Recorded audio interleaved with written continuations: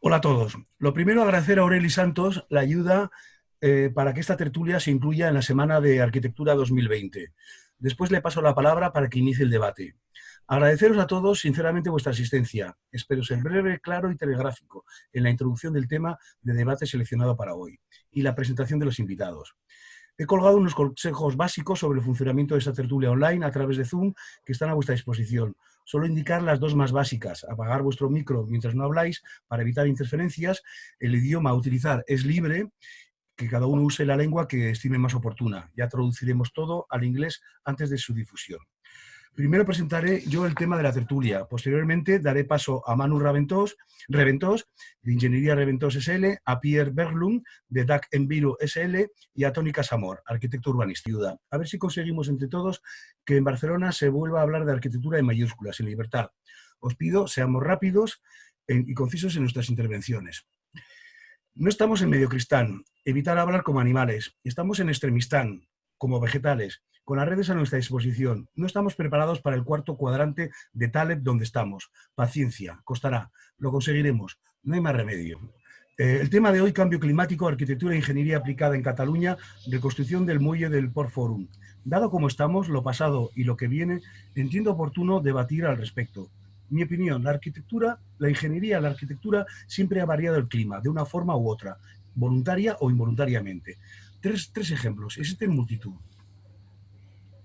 El verano del 2014 alquilamos una casa rural en la Armentera, Ala Empordà. Fue especialmente agradable y relajante. Nuestros amigos no entendían por qué no teníamos mosquiteras en la casa, sin insectos que nos molestaran incluso en el jardín.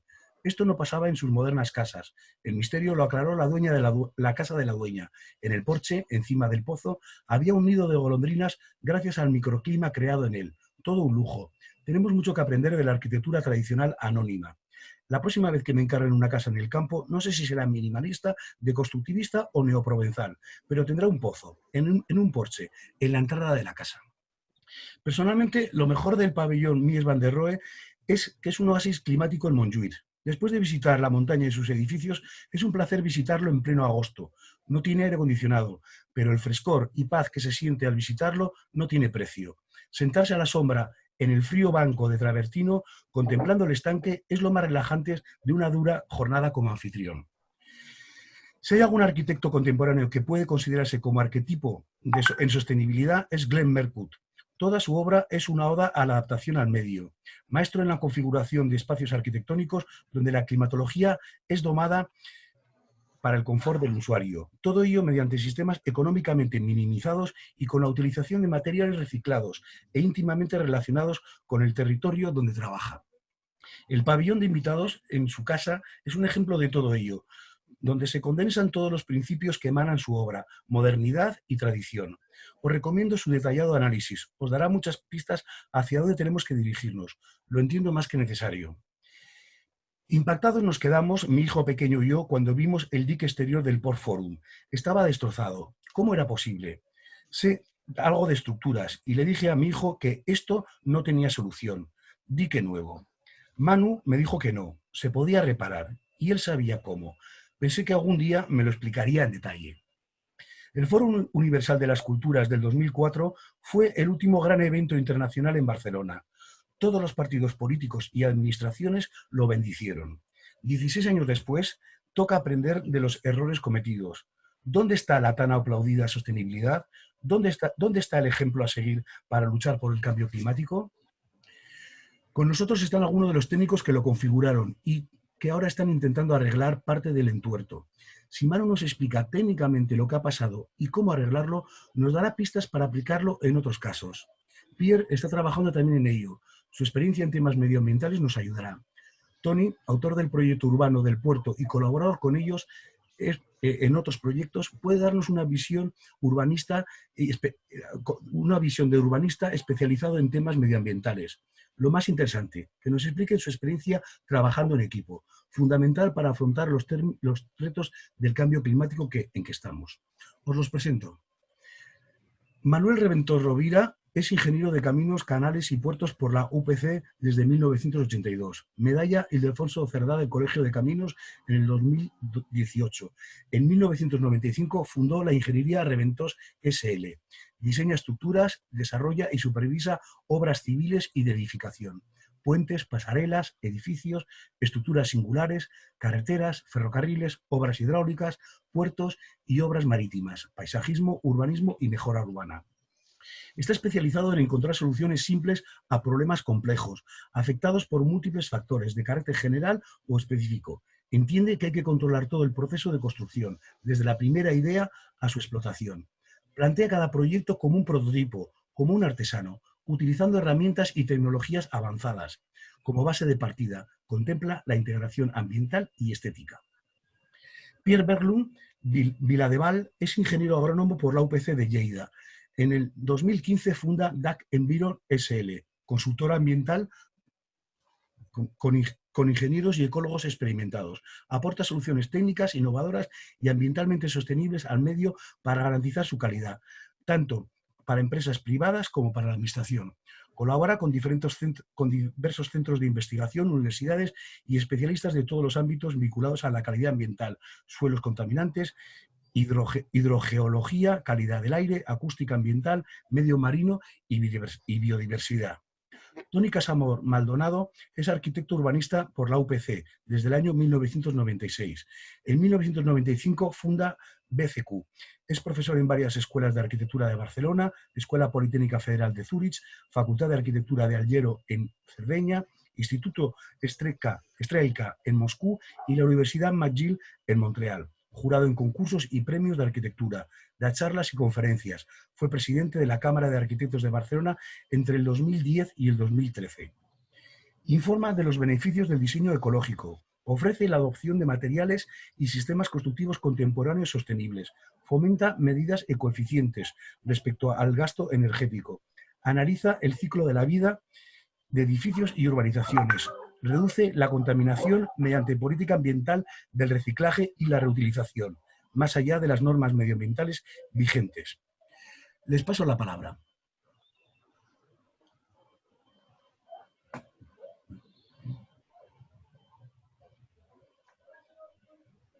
Jo? Manu?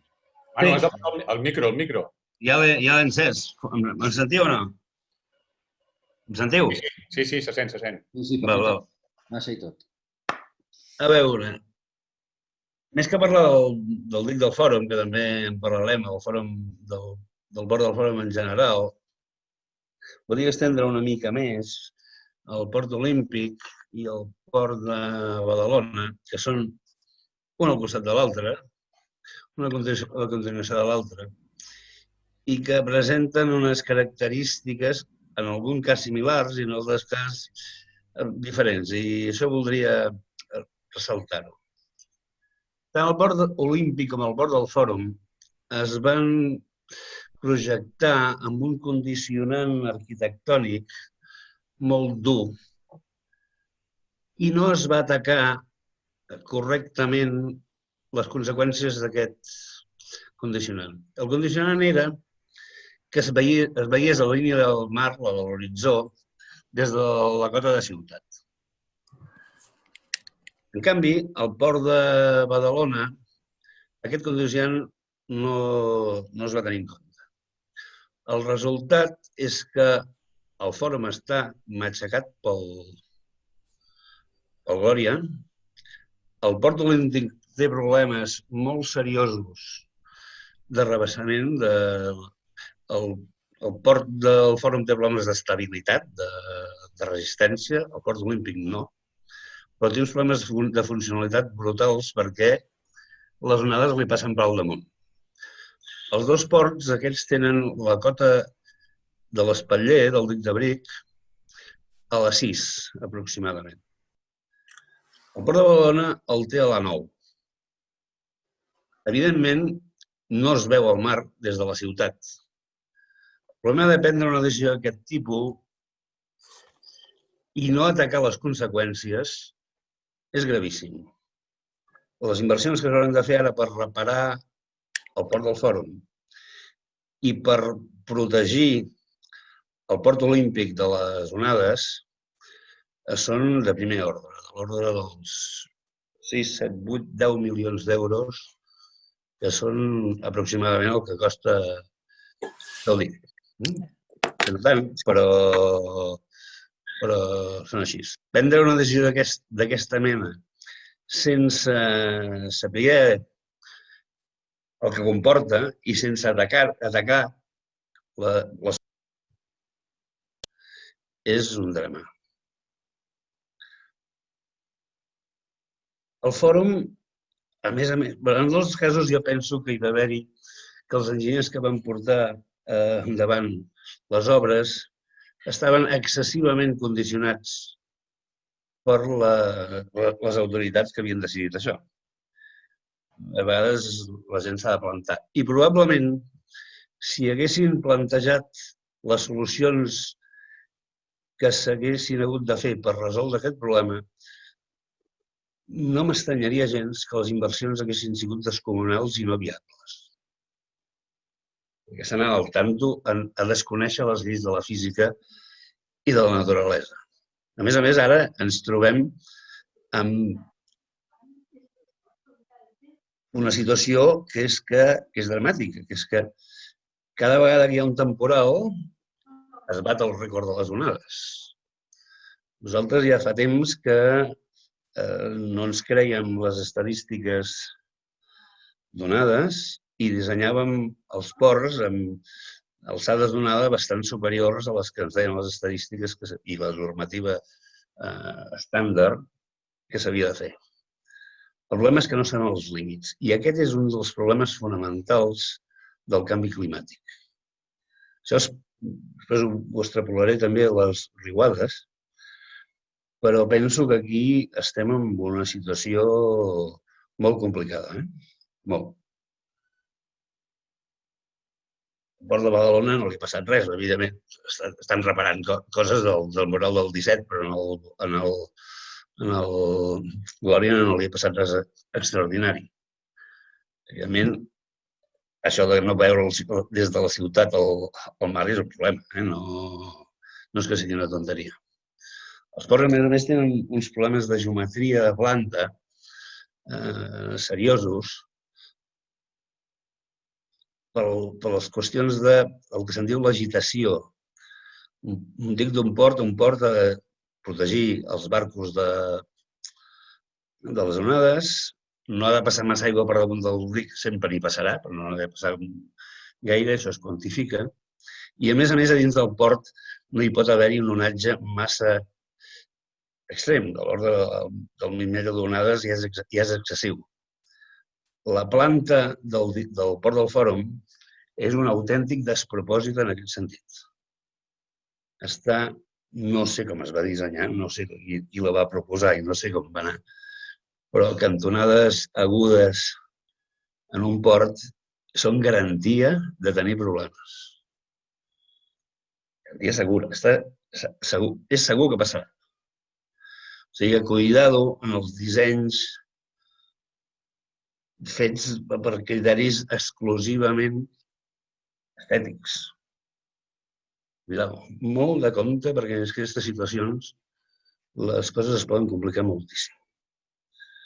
El Port de Badalona té un altre problema, que és que el que es va girar a la planta ja és un quadrat que no és paral·lel a la costa, genera uns problemes tan aigües en fora, perquè vol dir que allà té profunditats molt serioses. I per l'altre cantó el quadrat es posa sota la via del tren i ara s'ha de fer un pont perquè el tren passi pel damunt i els recorreguts paral·lels a la costa, a causa del canal que es vol construir, que està construït, de fet, són pels vianants un desastre. En el mateix camp, el tema de les riuades és molt seriós. A la riuada del Francolí d'octubre del 19 ha sigut la riuada prevista de 500 anys, amb la qual totes les sèries estadístiques em van aprendre bé. Jo fins fa relativament poc pensava que una de les maneres de resoldre el problema que es va generar quan es va canviar la manera de calcular les riuades, ara fa uns 20 anys, una cosa així, en qual els cabals de la riuada de 500 anys, si és la que han de passar per sota els ponts, o per les quals es diu que les zones són inundables i no es pot edificar allà, es podria resoldre passant les condicions de l'arribada de 100 anys. Però resulta que aquesta arribada de 500 anys se'ns estan produint i no sabem tampoc el límit. Aquesta és una situació que a mi em preocupa moltíssim, perquè tots els paràmetres en els quals treballàvem estan ballant, estan en dansa, i no sabem on agafar-nos. Aquestes serien les meves reflexions fonamentals en aquest tema, que estem en una situació que es belluga moltíssim i que totes les bases amb les quals treballàvem estan fora de joc.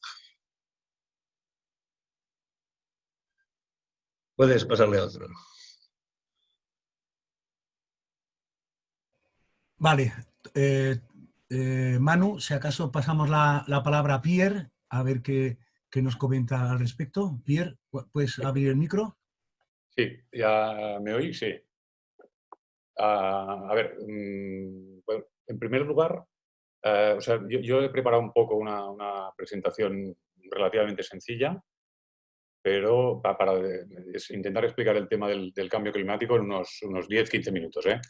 Se trata de condensar muchísima información en poco tiempo, pero bueno, lo voy a intentar. De hecho, lo que comenta Manu es la auténtica realidad. Es decir, cada vez tenemos temporales de mayor magnitud. Los temporales marítimos, las olas son de alturas mayores y la durada de los temporales son en días, o sea, duran más días. La intensidad del viento, de los vientos de levante y de gregal, pues son más intensos y también duran más días. Y por lo tanto, las consecuencias de este cambio climático son cada vez más graves, más severas. O sea, el martilleo de las olas es más fuerte, dura más tiempo y es más recurrente, es decir, pasa con mayor frecuencia. Es decir, cada 2, 3, cada 4 años tenemos temporales marítimos o temporales de lluvia. Bueno, entonces, las medidas de adaptarnos al cambio climático, o sea, la filosofía de adaptarnos al cambio climático únicamente apoyándonos en criterios de diseño o de adaptación de las infraestructuras o del urbanismo a estas nuevas condiciones de contorno, tiene sus limitaciones. ¿Por qué? Porque resulta que nunca llegó. O sea, es una carrera en la cual la meta, la llegada, cada vez nos la ponen más lejos. Es decir, que los condicionantes de diseño, la altura de la ola, la intensidad de la lluvia, los caudales de los ríos, cada vez son mayores. Entonces, el concepto este de adaptación, las medidas de mitigación y adaptación al cambio climático, pues no, o sea, como única herramienta no serán suficientes. Entonces, aquí lo que hay que hacer, bajo mi punto de vista, no es actuar sobre los efectos solo, sino, y también, y más importante, es actuar sobre las causas.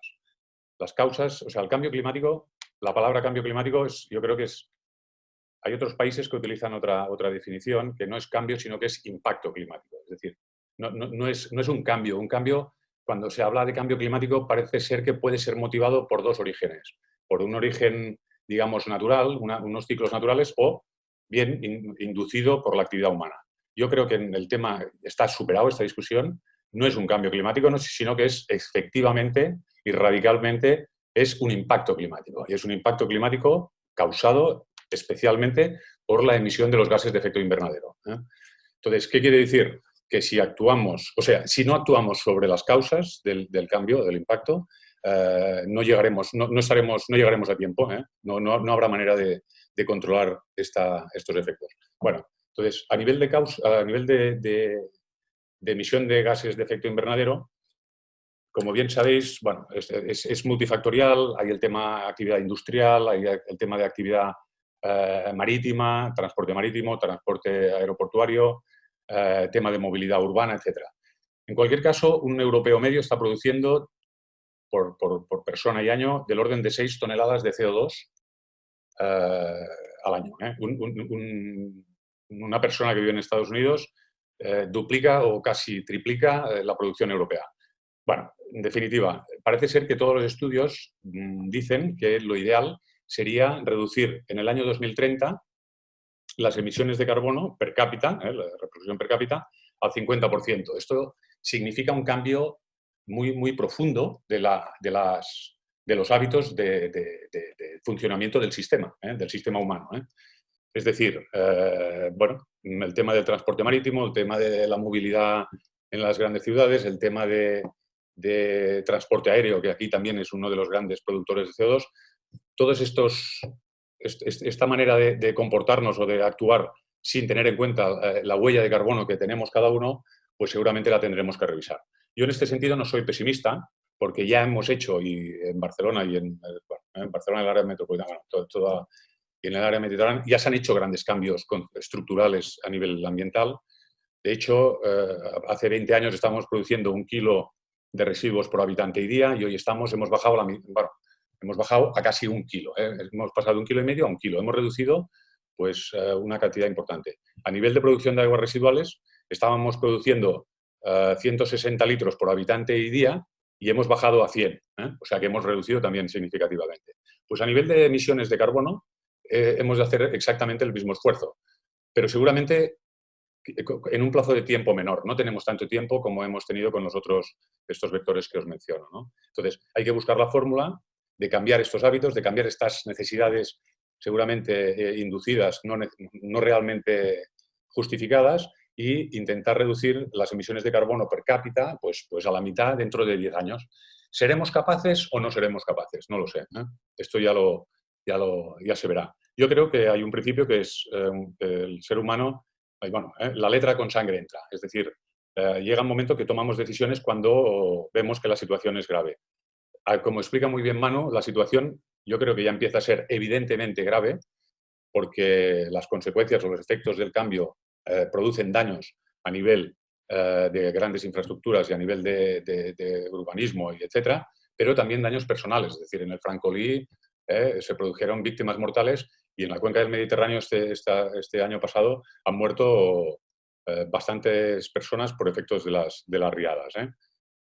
Y para poner un ejemplo sencillo, en el Montseny, en el temporal Gloria, creo que hubo un municipio, no sé si fue Arbúcies, cayeron 400 milímetros en 24 horas. Si esta precipitación, en lugar de caer en el Montseny, cae en medio de Barcelona, las consecuencias son, yo creo que, son devastadoras, en Barcelona o en cualquier ciudad mediterránea. Una gota fría con estas intensidades de lluvia en 24 horas, los daños son terribles.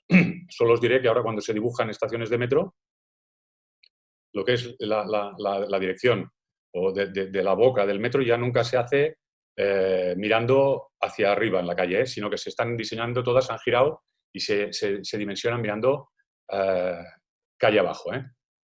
Supongo que es sentido común para intentar evitar la entrada directa de agua por el efecto río que pueden representar las calles con estas pluviometrías. Bueno, sin entrar en mucho más detalle, yo creo que hay que actuar a 2 niveles, sobre todo reducción de las emisiones, con todo lo que conlleva.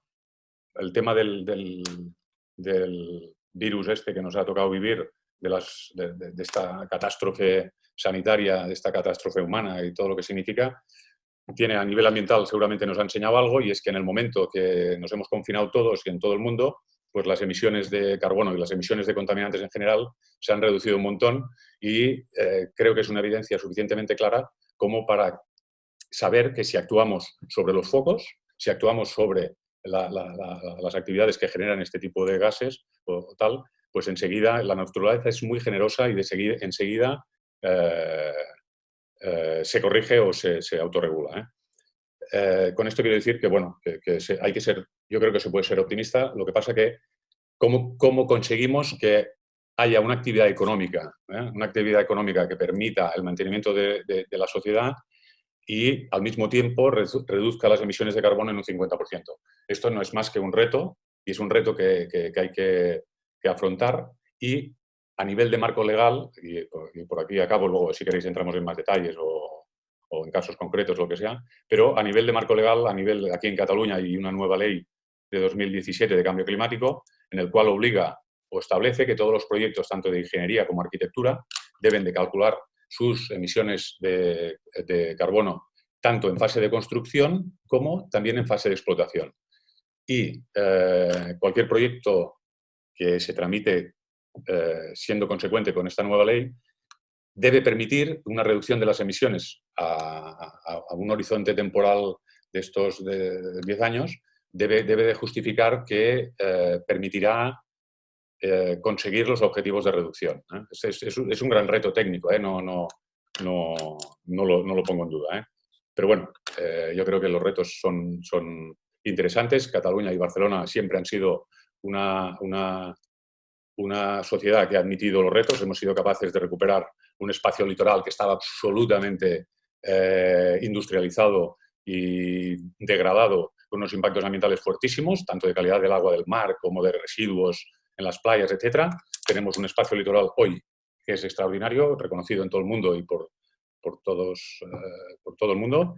Y con nosotros que nos dedicamos a medir la calidad ambiental del agua, del mar, de los ríos, de tal, francamente la mejora ha sido extraordinaria. El hecho que haya en el río Besós sea un río con una vida extraordinaria realmente es un éxito extraordinario. Y yo soy optimista en el sentido de que si aplicamos el mismo conocimiento, el mismo rigor, el mismo trabajo conjunto de administraciones y de todos los actores implicados, yo creo que podríamos intentar participar en este gran cambio que es un reto a nivel mundial, ¿no? Y no sé, yo si queréis luego entramos en detalle de algunos temas, pero tampoco me quiero extender más. Muchas gracias, Pierre. Si acaso pasamos a la palabra a Tony. Tony, abre el micro. Bueno, sí, fantástico. Yo también hablo en castellano. Bueno, he escuchado a Manu y a Pierre, está muy bien porque explican un poco cuál es la situación real, ¿no? Es realmente como para preocuparse, ¿no? En mi caso, la verdad es que como arquitecto, ¿no? Como siempre los arquitectos estamos medio locos y nos dedicamos a proponer ideas, creo que vale la pena que tengamos un poco la sensación de que no podemos sencillamente quejarnos, ¿no? Porque esto ya hay mucha gente que se puede quejar. De alguna forma tenemos que ser capaces de poder saber qué hacer o saber qué proponer. Tenemos que ayudar un poco a la sociedad a decir, bueno, esto está bien o esto está mal, hay que hacer esto y no hay que hacer lo otro, ¿no? O sea, de alguna forma el cambio climático está afectando mucho, de alguna forma, en muchos niveles. Pierre lo decía muy bien. Hay un nivel en el cual todos lo tenemos muy bien, hay un nivel que de hecho hay que actuar sobre las causas del cambio climático. Si el cambio climático está causado por el CO2, hay que intentar reducir el CO2. Si el cambio climático está causado por una serie de factores, hay que reducir esos factores que causan el cambio climático. Eso es innegociable, hay que hacerlo así.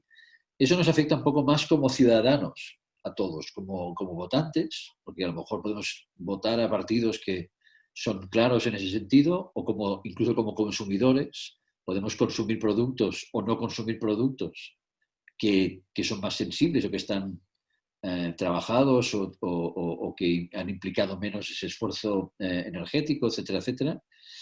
Pero me gustaría ir un poco más lejos que eso y me gustaría también no solamente actuar sobre las causas del cambio climático, sino incluso también sobre las consecuencias. Al fin y al cabo estamos aquí reunidos en el Café de la Ópera, ¿no? Unos cuantos arquitectos, ingenieros, gente que somos votantes, somos consumidores, somos ciudadanos, pero también somos técnicos, también hacemos proyectos, también intervenimos sobre el territorio o construimos ciudades, ¿no?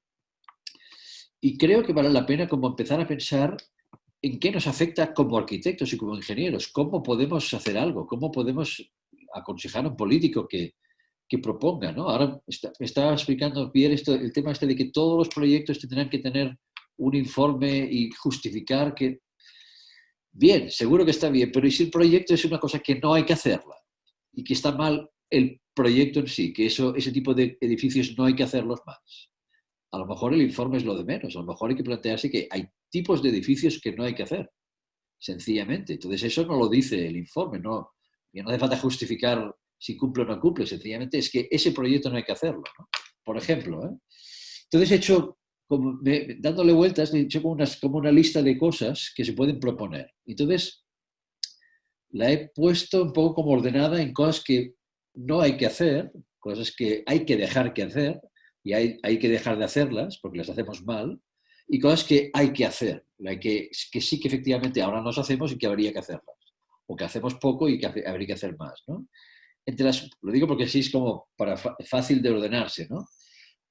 Sobre las cosas que no hay que hacer, y son cosas que a lo mejor no son ni las más importantes y a lo mejor no son las más efectivas y todas son discutibles, pero que por lo menos nos puede centrar un poco el debate de decir, bueno, ¿vale la pena hacerlo o vale la pena no hacerlo? Sobre las cosas que no hay que hacer, creo que no hay que hacer más grandes ciudades, ¿no? Las grandes megalópolis ya se ve que son totalmente imposibles de gestionar. Por ejemplo, México, ¿no? México, ciudad, es tan grande que ni siquiera está toda ella en un solo estado y la gestión de la ciudad es imposible, porque cada estado gestiona una parte de la ciudad, la que le toca. No hay una política ni ambiental, ni social, ni de ningún tipo que pueda hacer México sencillamente por ser demasiado grande y que no hay una gestión política suficientemente eficaz para que esa ciudad pueda tener una política coherente. Los problemas que tiene México ya los conocéis, ¿no? Pero centrémonos un poco más en temas más concretos. Por ejemplo, otro ejemplo como cogido un poco al vuelo, ¿eh? Las ciudades se iluminan demasiado, gastan muchísima energía en iluminación nocturna. Y es una energía que gasta, consume CO2 y de alguna forma o libera CO2 y por lo tanto es un foco. Nuestra iluminación nocturna de las ciudades es un foco de empeoramiento del cambio climático. Bueno, no digo que no haya que iluminarlas, pero habría que revisar la normativa de iluminación para ajustarla a lo mínimo imprescindible y utilizar también sistemas inteligentes de forma que no haya que iluminar zonas que no hay nadie, que no se usan durante horas. Por lo tanto, empezar a pensar que la gestión de las ciudades tiene que ver con el cambio climático, incluso desde el punto de vista de iluminación, son cosas que algunas ciudades en Dinamarca y creo que en Nueva York ya han empezado a tomar medidas tan concretas como esta, revisar la iluminación que tienen las ciudades del espacio público, ¿no? Por supuesto que además tiene que ver con el tipo de ciudades. Las ciudades muy extensas requieren muchísima iluminación y las ciudades más compactas mejor, porque con menos iluminación se ilumina más sociedad, más parte de la sociedad, ¿no? En el territorio, cuando hablamos en temas más territoriales, ¿qué no habría que hacer? Bueno, creo que no habría que hacer ni tejidos urbanos monofuncionales, que solo sirven para una cosa, ni tejidos urbanos de baja densidad. Eso es fácil de decir, pero no habría que hacer polígonos industriales, habría que pensar un poco una forma que la industria estuviera encajada dentro de la ciudad. El Ensanche, por ejemplo, hasta hace 30 años era el lugar donde había toda la industria textil todavía catalana, estaba dentro del Ensanche. Todavía hay grandes locales todavía que se usan como industria o como almacén a veces, pero no es imposible que parte de la industria, no digo la industria siderúrgica o los altos hornos, pero hay una parte de la industria importante productiva que puede estar perfectamente asimilada dentro de un tejido urbano multifuncional. No habría que hacer centros comerciales de gran tamaño. Eso a lo mejor ni siquiera hará falta el cambio climático porque con el cambio de costumbres de compra, con el cambio con la venta online, todo esto, ahora con el coronavirus todavía más, los grandes centros comerciales que además implican que la gente se desplace en coche, vayan todo el mundo ahí en coche a comprar el sábado y eso a lo mejor no habría que hacerlo. A mí me da igual, a lo mejor nos tendría que dar igual si un proyecto para hacer un centro comercial tiene un informe positivo, si a lo mejor es que no hay que hacer un centro comercial de estos que están en el extrarradio, ¿no? Y no habría que hacer, obviamente, urbanizaciones de baja densidad. Todo el sistema de casitas en Collserola y barrios residenciales de baja densidad consumen un montón de energía, un montón de recursos, un montón de servicios para muy poca población y por lo tanto son muy poco eficientes y sencillamente no habría que hacerlos más, ¿no?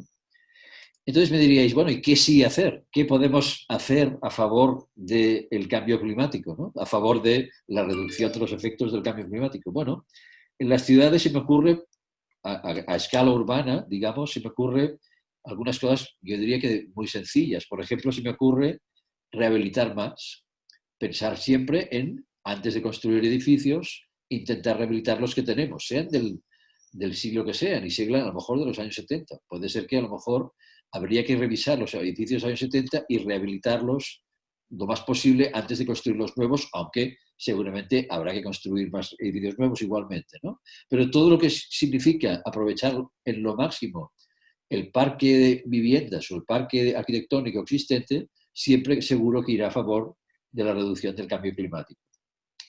Reducir espacio para los vehículos. Eso también es una cosa que ya se hace, habrá que hacer más. Hay que castigar el uso del vehículo, no solamente para que no vayan a comprar un centro comercial, sino para que en la ciudad sea incómodo circular. Cuanto menos espacio para vehículos haya, se está demostrando que al final la gente va cambiando de hábitos, utiliza más la bicicleta o el patinete o va andando y de alguna forma se posibilita que se utilicen menos vehículos en la ciudad. Por lo tanto, el ir directamente, claramente en contra de la superficie dedicada a vehículos privados, sobre todo, pues es importante y por lo tanto es un motivo de hacer una regeneración urbana importante en ese sentido, ¿no? Promover cubiertas ajardinadas, una cosa que habíamos hecho cuando éramos jóvenes, ya decíamos, nos tomaban por locos. Bueno, pues es que las ciudades son lugares que se calientan mucho y que generan un aire caliente que luego es todavía fatal para el cambio climático. Pues bueno, ¿qué podemos hacer para que las cubiertas de las ciudades, que son el 70% de la superficie que pega el sol sobre la ciudad, para que no se caliente tanto, que luego nos implica un montón de gasto energético para refrescar los ambientes interiores de los edificios? Bueno, hace un buen aislamiento, y un buen aislamiento puede ser incluso un aislamiento que tenga vegetación y que genere oxígeno. ¿Qué más quieres, no? Imagínate que tú tienes cubiertas ajardinadas, huertos urbanos, lo que tú quieras en las cubiertas. Todo eso es más aislamiento, menos energía, menos calentamiento de la atmósfera alrededor de las ciudades, que como sabéis son cápsulas de calor dentro del territorio, ¿no? Y luego finalmente, a nivel territorial, ya salgo un poco de la ciudad, ¿no? ¿Qué se puede hacer un poco para reducir un poco y tener en cuenta los efectos de los cambios climáticos, sobre todo en lo que decía Manu al principio y Pierre, que son los grandes efectos de los grandes desastres naturales relacionados con el cambio climático, que vendrán, y más vale que los tengamos un poco en cuenta, ¿no? Habrán inundaciones, habrán temporales, la costa se va a castigar, las zonas fluviales se van a castigar.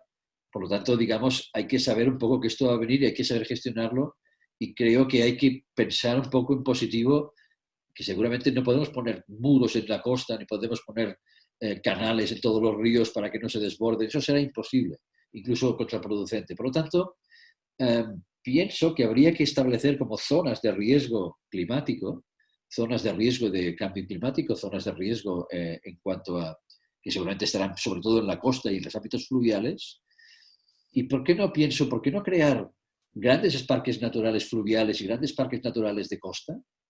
Parques de litoral, parques fluviales, entendidos como lugares que, entendiendo que hay un cambio climático que va a fácilmente inundar o va a sobrepasar las líneas de costa en algún momento, más vale que sean lugares en los que se intente construir lo menos posible, se intente establecer los usos de ese territorio de una forma lo más responsable posible, y de alguna forma eso podría ser un tipo de gestión de un parque litoral o de un parque fluvial, ¿no? Y mirando un poco este tema, me he cogido el mapa de los parques naturales en Cataluña, que pasa igual que los parques naturales en España o en Francia, y la reflexión es interesante porque claro, los parques naturales que existen en Cataluña todos son de alta montaña, casi todos. Básicamente se protegen las montañas, que no tienen ningún problema, que está muy bien protegerlas, pero que no sufrirán grandes problemas desde el punto de vista del cambio climático. Entonces, los paisajes de costa y los paisajes fluviales, ¿por qué no los protegemos? Porque estamos nosotros. Bueno, a lo mejor los ciudadanos tendremos que aprender que algunas zonas complicadas de la costa o algunas zonas complicadas de los espacios fluviales habrá que dejarlas con el tiempo, y ahí habrá que hacer una zona protegida de recuperación de paisaje fluvial o de costa, y que de alguna forma eso puede ser un parque tan importante y tan interesante como los parques naturales de montaña, de los que ahora disfrutamos, y que de alguna forma completarían un una función importante que sería no solamente el de tener un paisaje de costa, sino también tener unas áreas protegidas que, de alguna forma, si un día se inundaran, pues tampoco sería tan dramático como si son zonas totalmente urbanizadas y en esta actividad económica, etcétera, etcétera, ¿no? Y hasta aquí puedo explicar, hasta aquí ha llegado mi reflexión, un poco con el ánimo de que digáis que estamos locos y que esto no se puede hacer, ¿no? O sea que adelante, serviría un poco para abrir el debate y escuchar opiniones. Muchas gracias, Tony. Gracias a los tres. Abriré el turno de palabras con Marc Aureli, y os pediría que, si queréis hablar, me enviéis un chat y yo, por orden de recepción, iré dando paso para no abrir los micros. Marc Aureli, cuando quieras. Hola, bona nit o bona tarda a tots. Bueno, de fet, el meu és molt senzill. Sí, com que vaig participar a l'anterior tertúlia que va organitzar el Carlos i va proposar aquest tema que em sembla molt interessant, que era el tema de canvi climàtic i el Port Fòrum com a tema central, com que nosaltres estàvem muntant amb el COAC i amb la Fundació Mies el tema de la arquitectura, que el tema central, com heu vist, és justament el litoral, le iba a decir, Carlos, pues yo creo que sirve exactamente como sesión introductoria, porque empieza el día 7 de mayo la Semana de Arquitectura y el tema es el litoral, digamos, ¿no? No en tanto como tema de cambio climático, pero creo que sí. De hecho, ahora que oí hablar a Tony Casamor, veo que además está bien, porque esta sesión sirve un poco también de puente a la próxima sesión, que luego Carlos explicará, en el cual se entrará Xavi Matilla sobre el concepto superillas, pero yo creo que también es muy importante que explique cosas que el Tony ha estado explicando ahora y que el ayuntamiento está empezando a plantearse, digamos, ¿no? Que tienen que ver con cómo, o sea, ahora hay un grupo de trabajo que se llama Reset, que es cómo planteamos las cosas a partir de la experiencia del coronavirus, digamos, ¿no? Entonces, uno de los temas centrales es, sobre todo, el tema del cambio climático, digamos, en la ciudad de Barcelona está haciendo un esfuerzo hace un montón de años de hacerse más amable para las personas, pero también más amable para el clima. Y entonces, ahora, por tanto, yo creo que es fundamental, digamos, ¿no? Esto está bien como tema, ¿no? Entonces, cuando hablaban Manuel Raventós y Pierre, he pensado, bueno, claro, al final quizás es un tema de un toque de humildad lo que hemos de hacer, ¿no? Es decir, todo lo que hasta ahora nuestra manera de pensar las infraestructuras siempre han sido un poco desde el punto de vista antropológico, digamos, ¿no? Yo como hombre o como ser humano soy capaz de vencer a la naturaleza, digamos, ¿no? Entonces, yo creo que hay algo como de repensar que hemos de acompañar a la naturaleza más que vencerla, digamos, ¿no? O sea, más que el yes we can, es no we cannot, ¿no? Quizás, ¿no? O hay que, no sé, yo quería como empezar la reflexión un poco con esta cosa, que quizás hay que el tema cambio climático y el tema coronavirus, que mucha gente va diciendo que están relacionados en el fondo, también nos están diciendo que no dejamos de ser una parte de un proceso, de un entorno complejo, digamos, ¿no? Y que, por tanto, esta especie como de visión de que el mundo está hecho para los humanos es un poco diferente, ¿no? O sea, que los humanos formamos parte del mundo. Entonces, el mundo estaba antes que nosotros y seguirá después de nosotros. Por lo cual, esta especie como de toque de humildad yo creo que es interesante. Por ejemplo, ahora, pues ya hablaremos después, ¿no? Ahora estamos trabajando en un proyecto muy bonito que se llama Paleobarqui, ¿no? Con los arqueólogos, que es como reinterpretar el paisaje de Barcelona antes del impacto humano, digamos, ¿no? Que esto la gente de Nueva York está haciendo un proyecto muy, muy similar, ¿no? Entonces, la tesis más bonita de los arqueólogos es que, bueno, en el fondo hay una continuidad, digamos, ¿no? O sea, al final había un paisaje que nosotros lo hemos ido transformando y que se seguirá transformando. Entonces, es una especie como de continuidad, en la que formamos parte, ¿no? De que el paisaje estaba allí y nosotros lo estamos manipulando, pero seguimos siendo manipuladores de paisaje, me parece muy bonito como tema, ¿no? Y bueno, además era un poco para empezar el debate. Y ya está, Carlos, tú mismo. Marc, y gracias a todos por participar. Alberto tiene la palabra. Alberto, cuando quieras. Muy bien. Hola, gracias. ¿Qué tal? ¿Cómo estamos? Bueno, me han surgido algunas cosas a comentar y luego si me puede responder también Pierre sobre, porque me he quedado un poco parado no sabía esto, la drástica reducción de aguas residuales, cuál es la causa, ¿no? Ahora, yo quería comentar alguna cosa porque, bueno, ya sabéis que Adolf Loos escribió eso de ins leere gesprochen, recogiendo algunos escritos, dicho en el vacío. Y eso es lo que me da un poco la sensación, que hace muchos años ya, nos conocemos los que estamos aquí desde hace años, que estamos como hablando en el vacío de cosas que seguimos hablando. Luego os decía eso de dicho en el vacío porque tardó como más de 20 años en que se le hiciera caso, ¿no? Y entonces ya en los años 20 pues ya se empezó a tener como pionero, ¿no? Pero ya venía hablando desde finales del 19. Entonces, esto me ha hecho recordar las cosas que ha dicho Tony, las cosas que ha dicho Pierre, me ha hecho recordar cosas de decir, ostras, pues sí, estamos hablando en el vacío, porque nuestras ideas las estamos hace más de 20 años diciendo y que tienen que ver con lo que sigue pasando. Y en fin, por ejemplo, yo sé, sabéis, Tony y Aureli, por ejemplo, saben, ¿no? Que hace 22 años yo le propuse de ajardinar todas las cubiertas verdes de Barcelona, precisamente, con unas imágenes muy chulas, tal. Y el alcalde, pues, oh, qué bonito y tal, no pasó nada. Cuando subió Guayar al poder, entre comillas, pues digo, hombre, esta es la nuestra, vamos a ver si nos hacen caso. Y fuimos otra vez y ni caso, ¿no? Entonces, o sea que son cosas, esto de jardinar las cubiertas, que como los políticos no se pongan a legislarlo seriamente... Perdona que te corte, Alberto, sí, que eso sí que se está haciendo, se está haciendo. Pasa que hay toda una campaña que se empezó en el anterior sí, mandato. Sí, lo conozco. Se está haciendo sí. a nivel de esto de ayudas, sí, de pero tendría que subvenciones, ser, etcétera, etcétera, ¿no? Cierto, sí, pero es muy cierto, menor. El impacto es menor. Sí, pero que tendría que ser obligatorio. En Alemania sí, hace muchos años se legisló que era obligatorio hacer cubiertas verdes, ¿no? Pero otra cosa, por ejemplo, cuando hablaba Pierre me ha hecho gracia porque justo ayer anunciaban que las nutrias han vuelto al Besós. Entonces, el coronavirus es una oportunidad brutal de concienciación. Y cuando Tony dice, ¿qué podemos hacer nosotros? Ostras, pues cosas muy concretas. Por ejemplo, que nadie se le ocurra proyectar césped artificial, por ejemplo. El otro día fui a comer a casa de uno, bueno, antes del coronavirus, y tenía todo el jardín, un jardín inmenso, todo de césped artificial, de plástico. Entonces, luego el tema de la movilidad que has comentado, Tony, ostras, la movilidad, al final...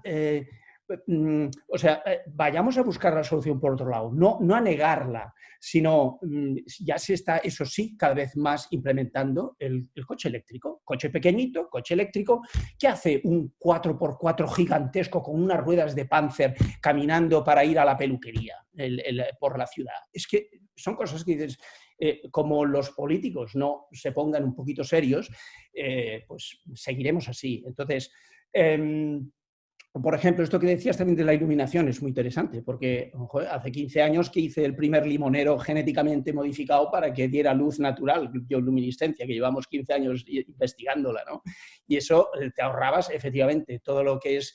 Me parece que salían como 10 millones de euros al año que se gastaba el ayuntamiento en reparación e instalación de farolas y todo esto. Ostras, el limonero te sale gratis, lo plantas uno al lado del otro, le regalas a tu amigo una farola limonera, o sea que la genética nos puede echar una mano. Lo que pasa que, como son cosas que suenan como extrañas y tal, pues bueno, supongo que faltarán 20 años más para que todo esto se vaya implementando, ¿no?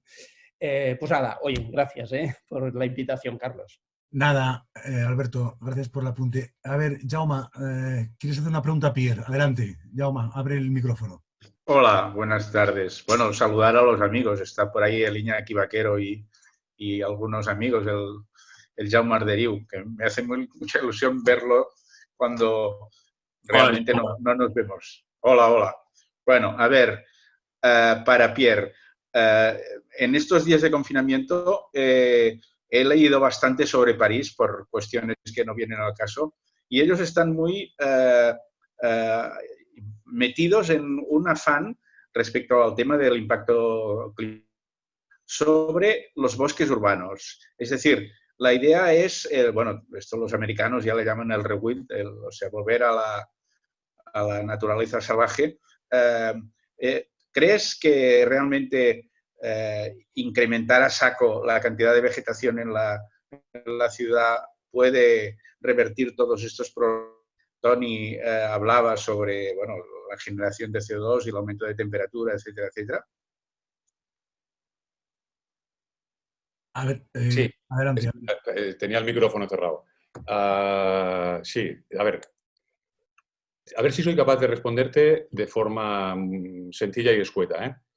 Bueno, en primer lugar, alguien me ha hecho alguna alusión. Yo es que soy optimista por naturaleza, ¿eh? Y no me resigno a pensar que somos capaces de tirar esto para adelante, ¿eh? Pero bueno, entonces, el tema de...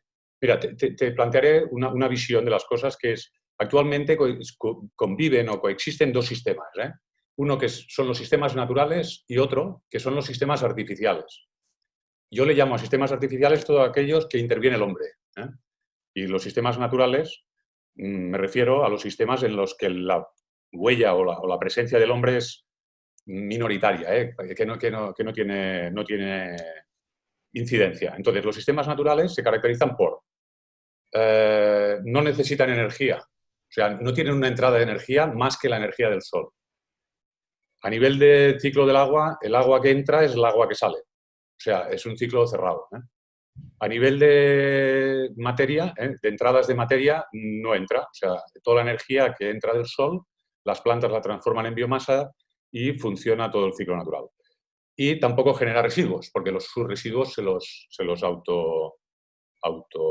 autorrecupera, se los recicla el mismo. Esto es el sistema natural. El sistema artificial, en el momento que aparece el hombre, resulta que es un sistema en el que ya no solo vive de la energía de la luz, sino que para que funcione su sistema artificial necesita una entrada de energía externa a nivel de energía, a nivel de entradas de materia. Si no entra materia, su sistema tampoco funciona, es decir, si no entran alimentos, si no entran materias, si no entran materias primas, etcétera, no funciona su sistema. Si no entra el tema de agua, o sea, un sistema artificial, si no hay una entrada de agua externa, tampoco funciona, y también hay una salida de agua. Entra agua, o sea, importa agua y acaba exportando agua fuera de su sistema. Y a nivel de residuos no hace falta que os explique que también es lo mismo, ¿eh? Entonces, la visión esta de la renaturalización de las ciudades, la visión esta de que hemos de aprender a convivir con la naturaleza, yo creo que la lucha, y como muy bien alguien ha explicado, nos hemos creído que hemos podido con la naturaleza durante los últimos 100 años. Hemos pasado de vivir supeditados a los desastres naturales. Nos creíamos que los teníamos controlados, que habíamos ganado a la naturaleza. La naturaleza nos está enseñando que no le hemos ganado, ni mucho menos. Y tampoco creo que ahora sea cuestión de entrar en una lucha el hombre contra la naturaleza tal. Lo que sí que estoy seguro que el concepto de renaturalizar las ciudades es el camino. Es un buen camino, ¿sí? No solo en el concepto de introducir mucha vegetación, muchos bosques, Intentemos imitar a la naturaleza, intentemos ser un sistema que no requiera de tanta energía, un sistema que no requiera de tanta agua, que no genere tantos residuos, que aproveche todo lo que pueda aprovechar, el tema de kilómetro cero con todas las cosas que podamos, evitar las emisiones de CO2, el tema de movilidad, intentar utilizar modelos de movilidad que sean razonables, que no tengan estos impactos ambientales tan severos en ruido, contaminación del aire, emisiones de CO2. En definitiva, no sé si te respondo bien, pero plantar bosques seguro que es bueno. Cubrir las cubiertas verdes seguro que es bueno. Recuperar los espacios fluviales seguro que es bueno. Todo lo que sea renaturalizarnos, volver o intentar imitar al sistema natural más que el sistema artificial, sí, creo que es bueno, ¿eh? No sé si te he respuesto, ¿eh?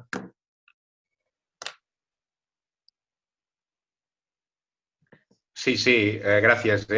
Bueno, esto que te decía de París, en las elecciones municipales, Anne Hidalgo llevaba un programa que, bueno, ganó las elecciones, pero no se celebró la segunda vuelta, o sea que la cosa está en el aire todavía, que se llamaba Restauración Ecológica. O sea, imagínate en un programa municipal que hubiese unas elecciones municipales en España y que a alguien se le ocurriera plantear este eslogan electoral. Te dirían, este tío está loco. Y en cambio, imagínate lo que están haciendo en París, que, bueno, ya te he dicho que lo estoy estudiando un poco más a fondo. Gracias. Sí. ya era eso lo que quería escuchar. Gracias. Muy bien. Felip, que querías hacer una reflexión. Adelante, hable el micrófono.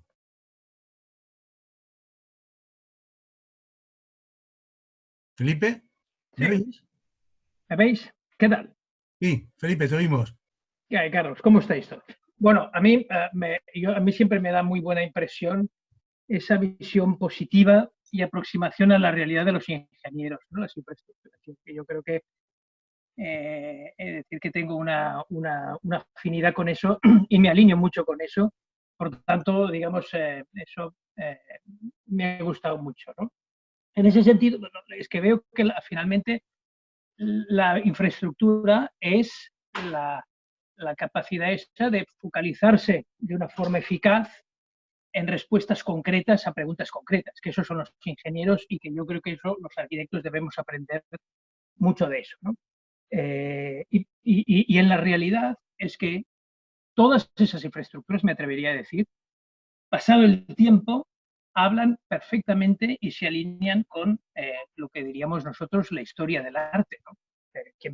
¿no? El acueducto de Segovia hoy en día probablemente no sea el atributo de identidad más potente de esa ciudad y la mayoría de gente va a verlo por el acueducto de Segovia. Sin embargo, seguramente hace 1500 años o 1700 años que ya no lleva agua a la ciudad, ¿no? Y sin embargo, esa respuesta eficaz, concreta, directa, es la que es capaz de dar.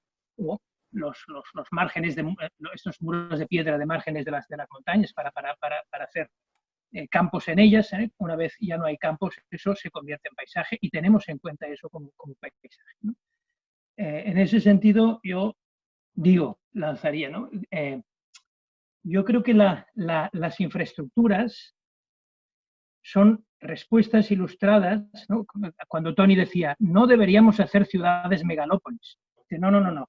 Es que una ciudad megalópolis nadie ordena hacerla, simplemente se hace. Esa acumulación de residuos, de sedimento, de gente.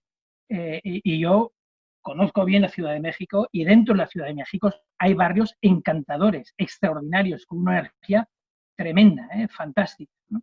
Lo que pasa es que si no cogemos la lupa y nos quedamos en la megalópolis, eso puede ser un poco intimidante, ¿no? Pero digamos, la Ciudad de México no es una decisión, es sumatorio de muchas cosas buenas y malas, ¿no? Por tanto, no es una infraestructura. Eso no es nadie ha decidido hacer Ciudad de México, ni nadie ha encargado a nadie hacer Ciudad de México, porque no es una respuesta, es simplemente el sedimento de cosas que van pasando. En ese sentido, a mí también diría, en ese momento, yo creo que en ese momento pienso que tenemos mucho que aprender de la reflexión y de la acción de los ingenieros y las infraestructuras, ¿no? Hemos de contestar a respuestas reales y posibles. Lo demás son entelequias, ¿no? ¿Cuáles son hoy en día las preguntas reales y que pueden tener respuesta? Focalizarse en ellas, y yo le diría a Aureli, no, con el yes we can. O sea, si hemos de pensar qué podemos hacer. Si no, ya no nos meteremos, simplemente lo que haremos es deprimirnos un poco más, ¿no? Y finalmente, conocer bien los resortes de esa realidad. Cómo incidir en eso, cuáles son los marcos legales, económicos, industriales y profesionales que pueden hacer lo posible. Por tanto, yo creo que en ese momento, en el momento en el que estamos, yo creo que se trata de responder infraestructuralmente, ¿no? O con las bases de lo que es una infraestructura. Y por el hecho de hacer infraestructuras no estamos renunciando a hacer. Lo que pasa es que lo estamos haciendo de vuelta. Y en todo caso, no porque nosotros lo digamos. Nada más. Muy bien, Felip. No sé si por alusiones algún ingeniero quiere coger la palabra. No. Bueno, yo creo que bueno, por alusión yo sí. Si quieres la cojo. Per al·lusió jo sí. No, Felipe, que jo el que volia dir bàsicament és que el que hem de fer és treballar d'una manera molt més d'acompanyar la natura. No que no es pugui fer les coses, sinó que hem de saber llegir i saber actuar. Quan el Manel Raventós deia no entenc com es fa un port amb formes amb aresta, dius, clar, és que ja hi ha hagut una decisió priorística que és errònia, diguem, no? Perquè no s'ha entès com funciona la natura, diguem. No? I és el que volia dir, que hem de ser més humils i hem de saber llegir i acompanyar. Bàsicament era això, eh? Jo volia... Un petit apunt. Segons sembla, l'aqueducte de Segòvia ja era un element monumental propagandístic, eh? Sí, Hi havia tens solucions, raó, era així. hi havia solucions més fàcils que les tenien, els romans ja les tenien i no les van fer servir perquè volien marcar paquet. Bueno, sempre hi ha la infraestructura un cantó incompensable, no? Com a totes les accions humanes, no? Però en realitat creix com a resposta eficaç i entenc que així se justifica, no? I el que deia el Toni, hi ha una cosa que és que el que diu dels espais aquests fluvials o de la costa, que el tanto que el resultat és molt dur, eh? Més de la meitat del casc antic de Tortosa està en zona inundable. I el Vendrell també. I no diré dels pobles de la costa, de Premià de Mar o de... Això. Que al tanto que les conseqüències d'una decisió d'aquest tipus tenen un impacte social brutal. Bueno, jo Perquè s'ha de saber, s'ha de saber... Bueno, no. No, jo no em referia que haguessis de fer tots els espais inundables han de ser un parc fluvial. No, evidentment que això s'ha d'estudiar i, per tant, si hi ha un casc antic com el de Tortosa, si se sent algú de Tortosa, ojo.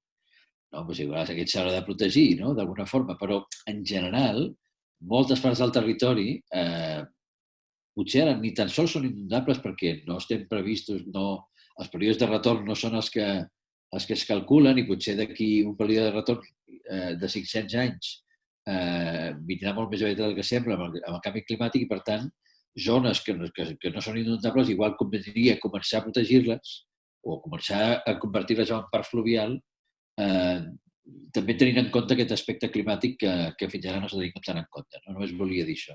I en qualsevol cas, la reflexió també em servia per dir, bueno, per què els paisatges de muntanya són tan guais per protegir-los i en canvi els paisatges de costa i els paisatges fluvials no ho són? Bueno, doncs aquesta és una reflexió que el canvi climàtic potser, com a reflexió, de moment si vols encara una mica abstracta, el canvi climàtic ens impulsa a canviar una mica de mentalitat i no protegir només el paisatge alpí de muntanya, sinó també pensar que la costa, ja sé que costa, la costa encara costarà més, perquè allà està tota la població ficada a primera línia de mar, que és el lloc més maco i el lloc més car.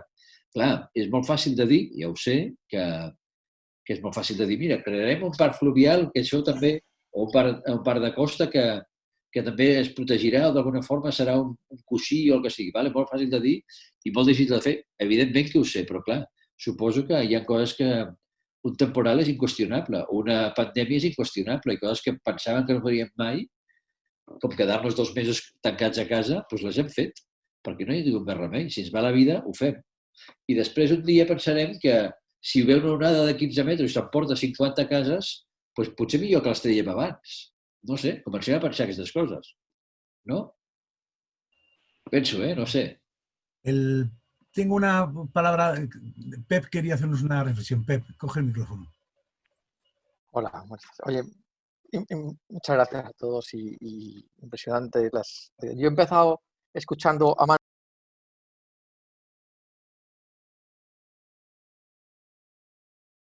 Perdona, yo no tengo sonido, no oigo nada. Ha cerrado el micro. Hola. Jo tampoc. ¿Yo? Salía apagat. ¿A mí? Ahora. Hola, ¿se me oye? Sí, continúa. Te hemos perdido, pero continúa.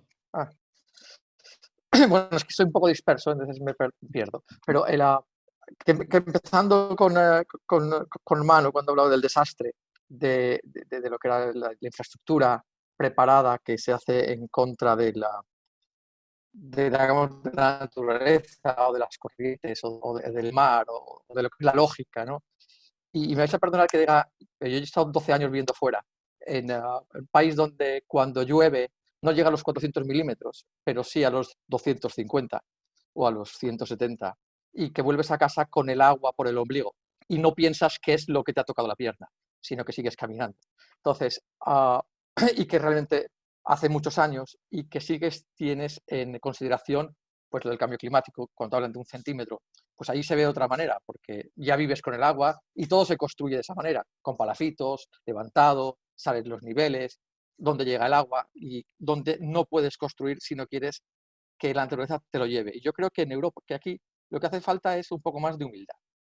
Creo que hemos perdido esa humildad del respeto, esa humildad con respecto a la naturaleza, con respecto al clima, con respecto a las condiciones naturales que hay. Y me vais a perdonar esta animalada, porque me sabe mal, o sea, me sabe, no, es una animalada, porque hay cientos de miles de muertos, pero yo creo que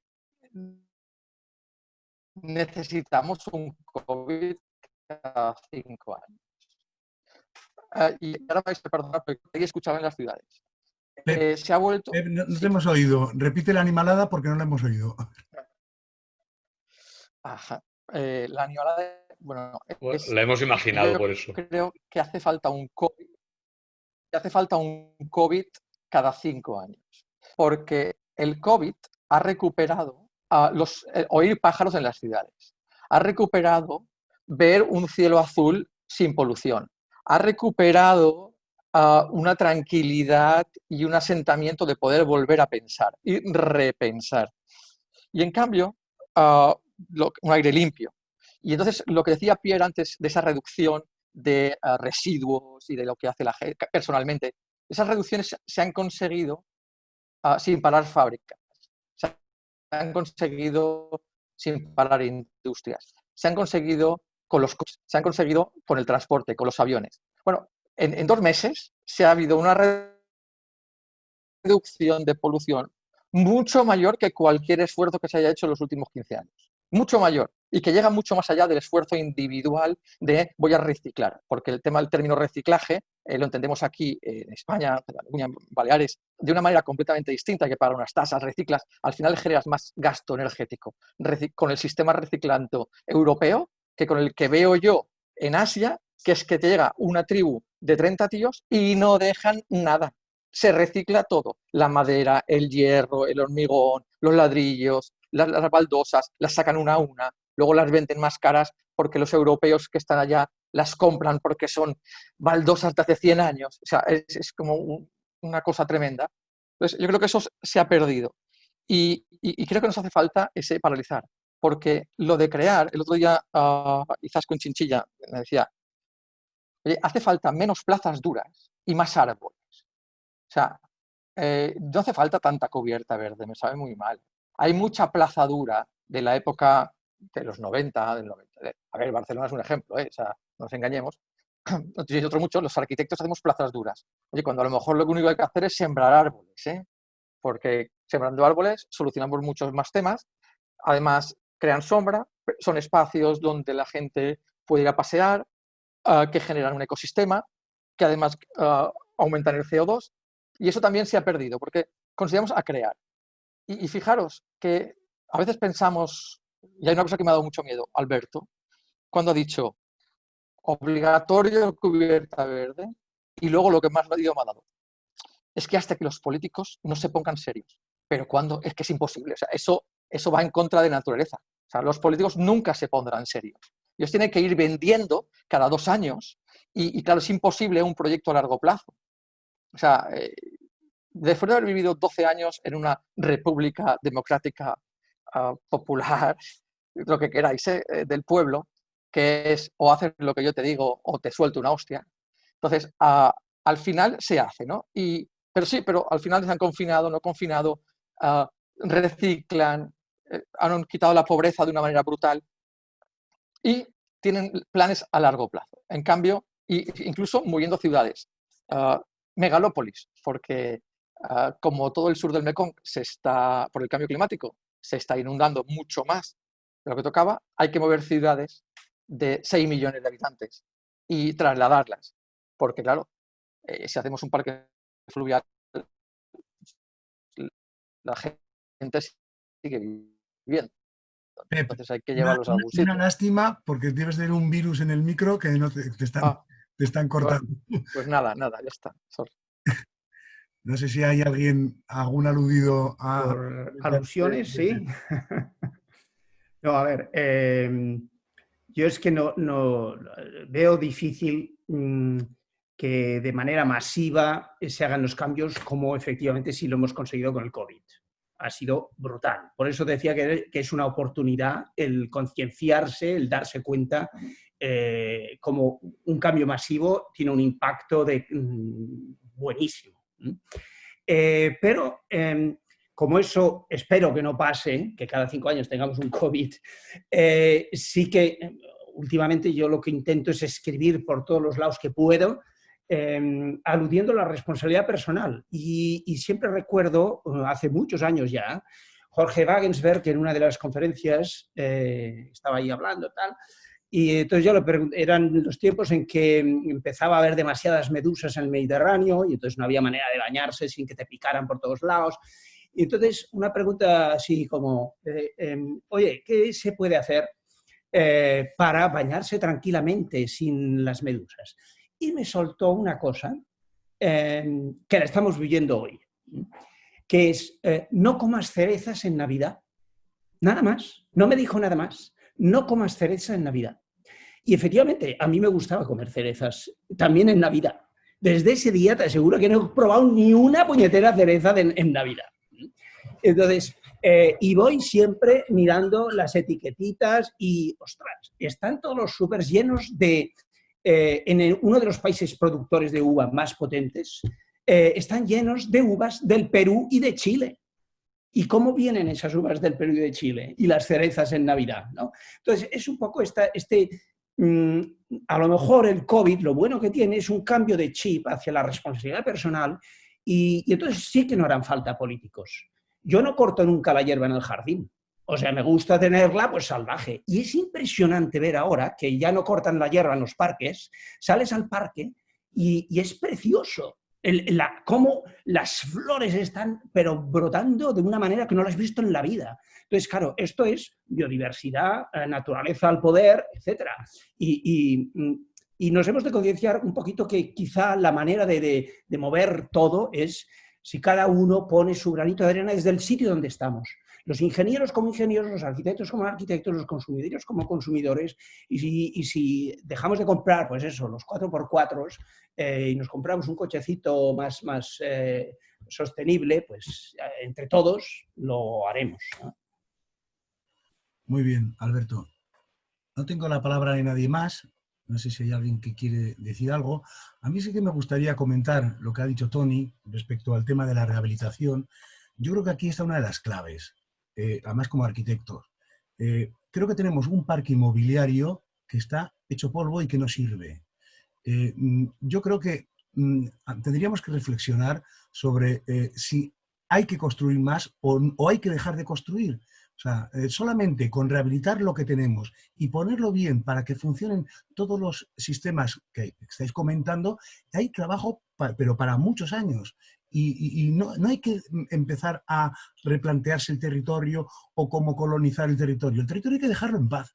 Hay que dejarlo una vez en paz para que lo que hemos destrozado lo podamos regenerar y reurbanizar. Y seguramente que esta regeneración y esta reurbanización será económicamente mucho más viable que no la construcción de nuevos edificios que además nos van a hacer unos requerimientos normativos brutales. Yo ahora, cuando un cliente me viene y me dice que quiere hacerse una casa, no sé, realmente no sé lo que va a costar esa casa, porque cuando me ponga a comprobar el código técnico, el coste de todas las aislamientos de infraestructuras, de instalaciones que vamos a tener que ponerle, le estoy engañando porque no lo sabemos. Cosa que, por ejemplo, la rehabilitación es diferente. La rehabilitación lo que requiere es unos conocimientos muy concretos. No todo el mundo sabe rehabilitar. Hay gente que tiene un instrumental y tiene una quirugía que es la adecuada, a la que se necesita para rehabilitar. Pero precisamente la rehabilitación es la que llevamos haciendo desde hace 10 años. O sea, esta crisis del 2007 lo que precisamente ha hecho es que estamos adquiriendo unos conocimientos en rehabilitación que yo entiendo que es una de las vías que deberíamos como arquitectos de realmente seguir el trabajo que estamos haciendo y dejar de machacar más el territorio. Y esto a nivel de ecología, a nivel de cambio climático, indudablemente tendrá unos efectos positivos. una reflexión personal. ¿Puedo hacer una cuña publicitaria, ya que estás, Carlos, en esto? Me has puesto huevo. Bueno, porque esto es uno de los temas que estoy planteando yo en el ayuntamiento, de repensar la manera de hacer, ¿no? O sea, además les he planteado a mi gerente de que Barcelona es una ciudad envejecida y por tanto se debe empezar a trabajar como se trabaja con un organismo envejecido, que es básicamente cuidarlo y rehabilitarlo, ¿no? Entonces, la cuña publicitaria viene porque en base a estas cosas, estrategias que estoy montando, de cara a la Semana de Arquitectura también del día 15, hemos montado con Eva Prats, coordina Eva Prats una especie de una jornada que la ha coordinado el Ruye, que está por aquí también, que es sobre el concepto second hand, ¿no? O sea, empezar a trabajar el concepto de la segunda mano, o sea, de la recuperación de las cosas como manera de pensar, digamos, ¿no? Por tanto, si os apetece, estáis todos invitados, vienen los personajes muy divertidos el día 15, entre ellos David Errap, que es un tío que recicla cosas de cine, entre ellos un tío que se llama Lionel, no sé qué, un apellido muy raro, que tiene una empresa que se llama Rotor, que es belga y se dedica a recuperar materiales de construcción, está Curro Claret, y por eso yo creo que está bien, porque es un tema, como yo creo que das en el clavo, que le ha dicho el Tony muy claramente, ¿no? Que el tema de la apuesta por la rehabilitación es una gran apuesta hoy en día. Y además aprovecho para hacer la pelota a Jaume Arderiu, que está aquí, que es uno de los mejores rehabilitadores, que además tiene un ejemplo fantástico, que es Calalie. Entonces le voy a hacer la pelota a Jaume Arderiu, ya que lo tengo aquí, ¿vale? Y que además él no sé si está enterado que va a ser en el curso de patrimonio de la DIPA de este año, va a ser pieza central Calalie como tema de trabajo. ¿Vale? Bueno, y perdona las cuñas publicitarias, pero me va de huevo todo esto. Ningún problema, Aurelio. A mí me ¿Vale? gustaría, Jaume, que dijeras algo. Jaume Arderiu, porque es uno de mis maestros. Yo he aprendido un montón de rehabilitación de Jaume. Es una de las personas que conozco, arquitectos que con mejor criterio desde su visión, con su sensibilidad frente al elemento construïdo. Jaume, dinos algo, por favor. Bueno, bona nit a tothom. Ja veig moltes cares conegudes. El Manu feia temps que no el veia. Ens han anat fent més grandets, Manu? Sí, Jaume, sí.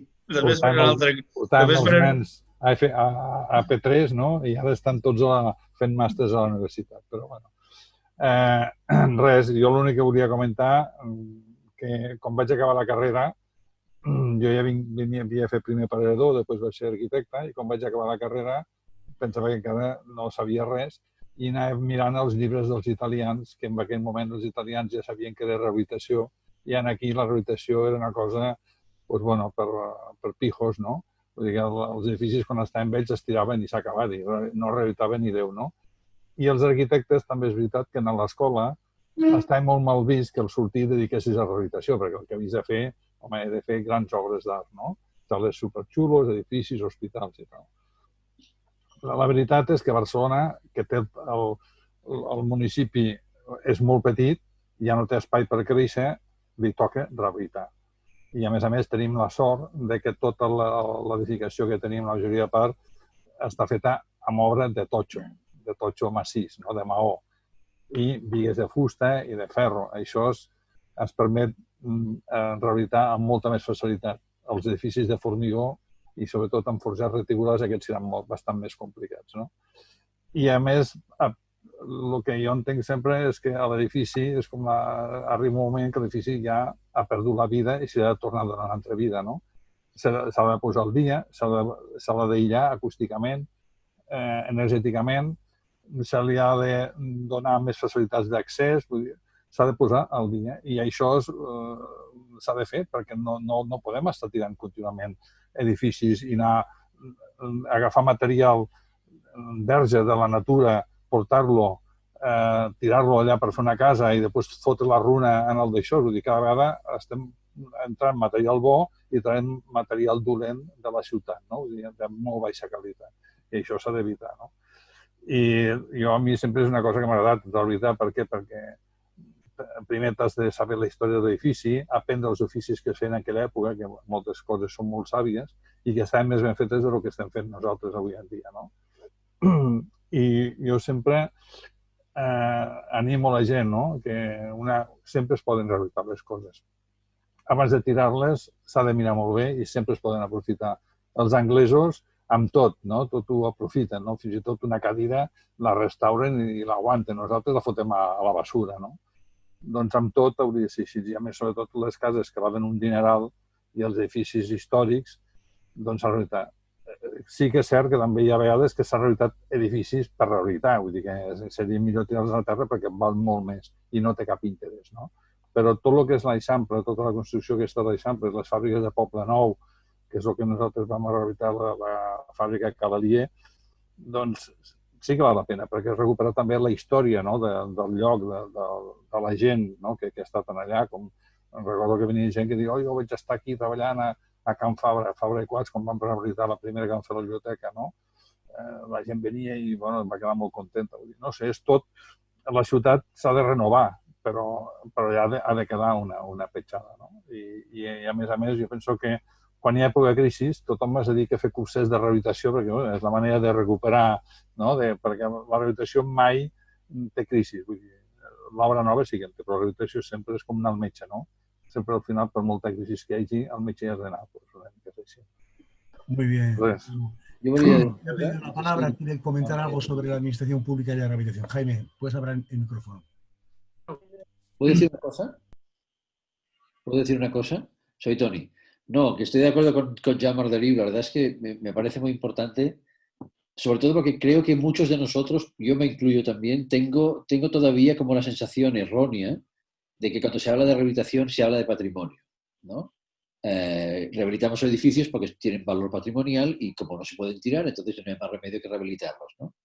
Bueno, tendríamos que separarlo un poco, porque eso es una parte del tema, pero no es ni siquiera la más importante. En realidad, creo que deberíamos coger un poco la idea esta de Jaume que decía, bueno, hay que rehabilitar una silla sencillamente para ahorrarnos tener que construir otra, aunque no sea la mejor silla del mundo, ni que sea una silla isabelina, puede ser una silla que está bien y ya está.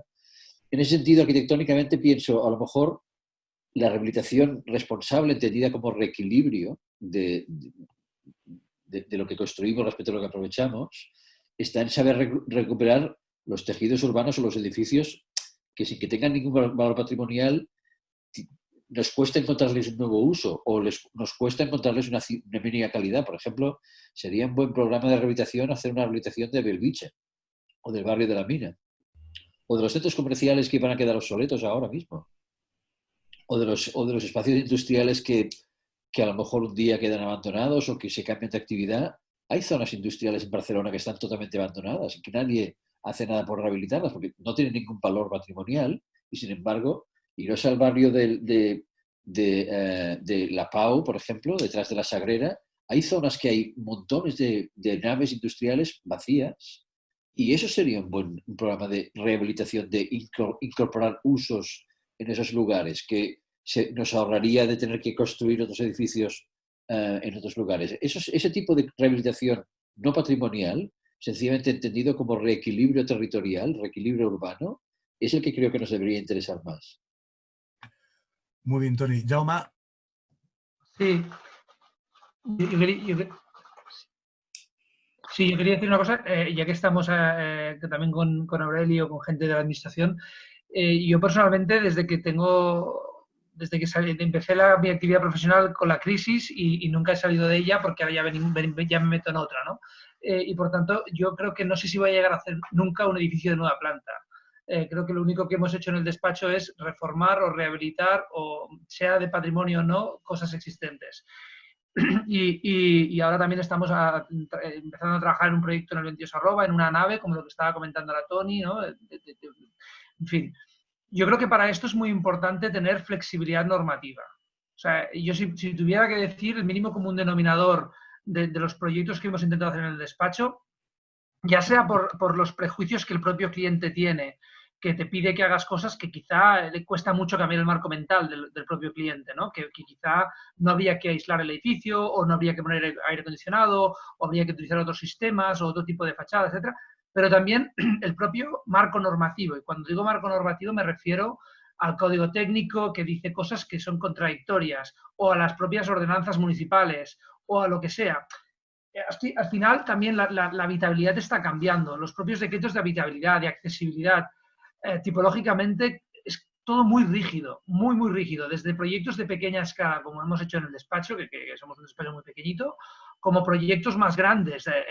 Ahora con Felip estamos trabajando en la escuela, y eso es lo que acaba de decir Toni, en el polígono, el polígono industrial del Bon Pastor y en el Torrent de la Estadella, y estamos experimentando a ver cómo se podría convertir el tejido, el polígono industrial, en un tejido productivo, mixto, ¿no? donde se pudiesen poner nuevos usos y donde pudiésemos rehabilitar el polígono, que sí que tiene uso, no está en desuso, ya tiene una actividad productiva que conviene no deslocalizar, y en cambio reciclar ese tejido para construir ciudad y para hacer un espacio completamente útil, ¿no? y cívico.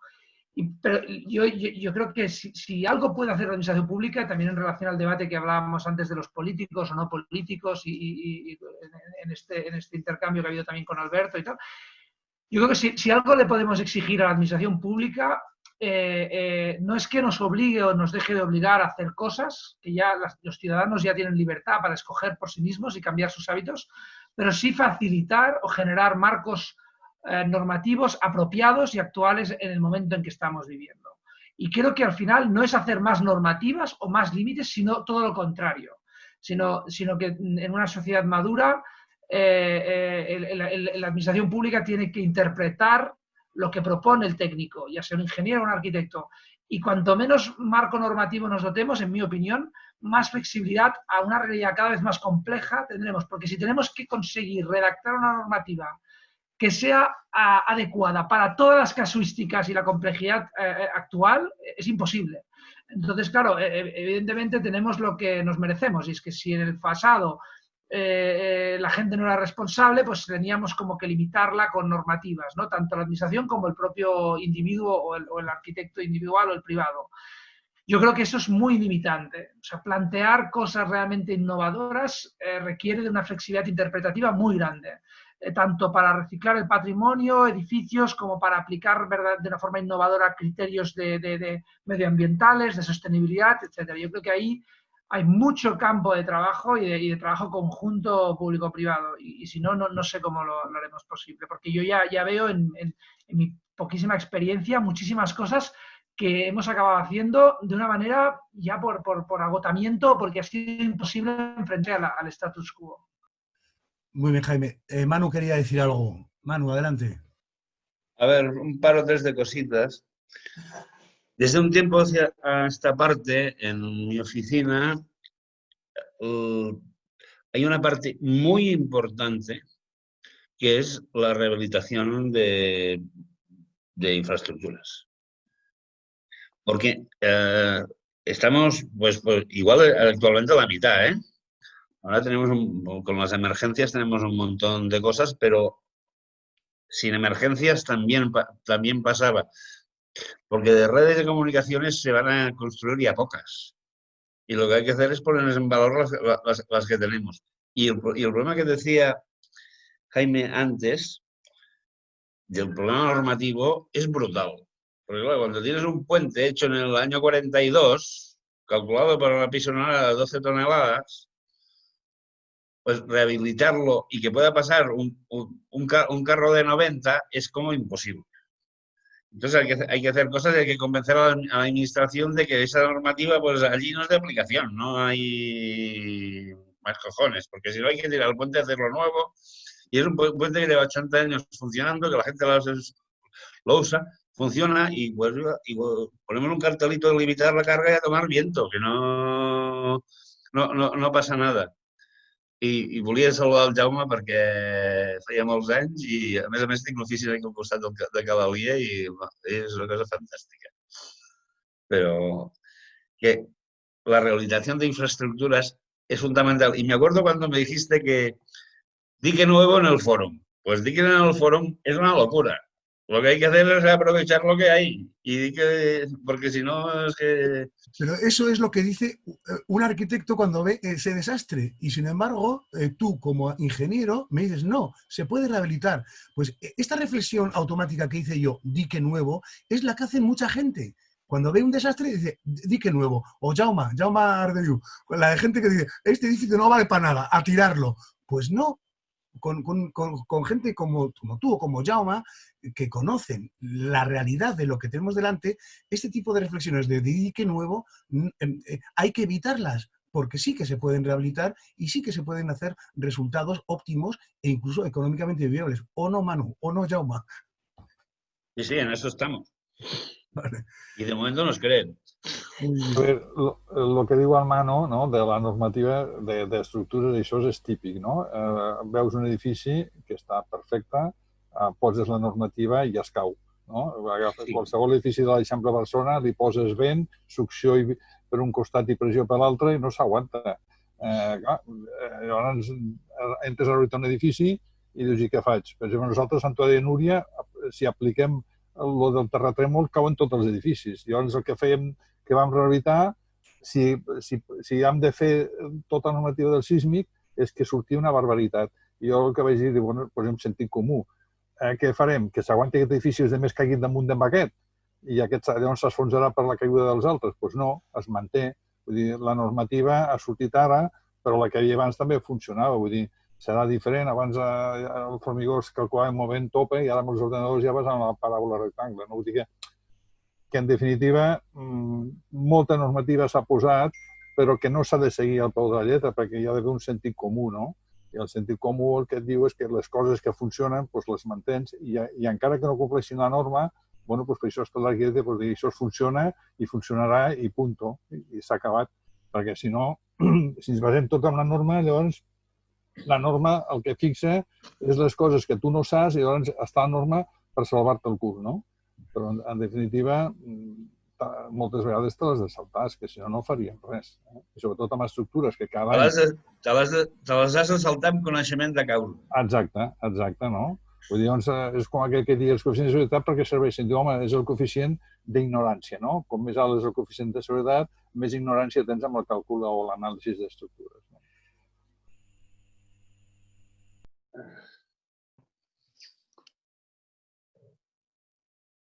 Jo estava pensant aquí, quin és el coeficient d'ignorància que em toca a mi? El coeficient d'ignorància ho ignorava fins ara. No, sobre el tema de la normativa, la meva reflexió, que a més el tema d'urbanisme i la normativa és una cosa molt important. La normativa, en el fons, la queixa que jo li faig és que en temes urbanístics quasi sempre està pensada per evitar errors. Per evitar que algú faci una malifeta, perquè s'entén que els arquitectes són dolents o que els enginyers són molt dolents i que perquè no facin no cometin un error, doncs fer una normativa perquè no s'escapin. Però la normativa no té idees pròpies, no impulsa a fer res, no demana que facis alguna cosa interessant. I, per tant, i torno un moment al tema del canvi climàtic, com que el canvi climàtic jo crec que ja no estem en fase de controlar-lo per una normativa, i estem en fase de prendre accions d'una certa importància, potser sí que hi ha algunes coses que es poden regular per normativa. Igual, per exemple, és important que revisar quin és el nivell d'il·luminació mínim que pot tenir un carrer a Barcelona. Bueno, això és una cosa normativa, estic d'acord. Però la normativa no et dirà no cal que facis centres comercials perquè no són el tipus d'edificis que ens convenen. Si hi ha un promotor que ho volen fer, ara la normativa ho permet perfectament, no? M'explico o no? No es tracta una mica d'acotar el desastre, es tracta d'actuar i, per tant, la normativa en algunes coses no ens servirà. Això és una cosa que segurament els polítics no tenen clara, perquè se'n van directe a la normativa, a les normes, a les lleis. Una normativa no és de ser una llei com qualsevol altra, i, per tant, d'alguna forma hauríem de ser capaços d'anar més enllà, anar més lluny, perquè si no, no ens en sortirem, no serà suficient. Iván quiere decirnos algo desde un sitio que no existe la rehabilitación. Iván, cuando quieras.